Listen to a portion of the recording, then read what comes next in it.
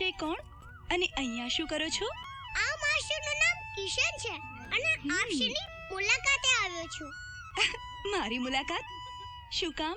હું તમને કંઈક કહેવા માંગુ છું. ફરમાવો. તમે મને બહુ ગમો છો. શું?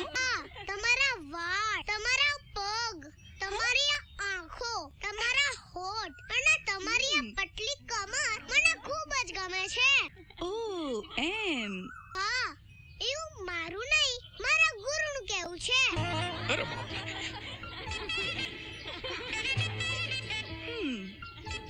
તો તારા ગુરુને મુલાકાત આપવી જ પડશે.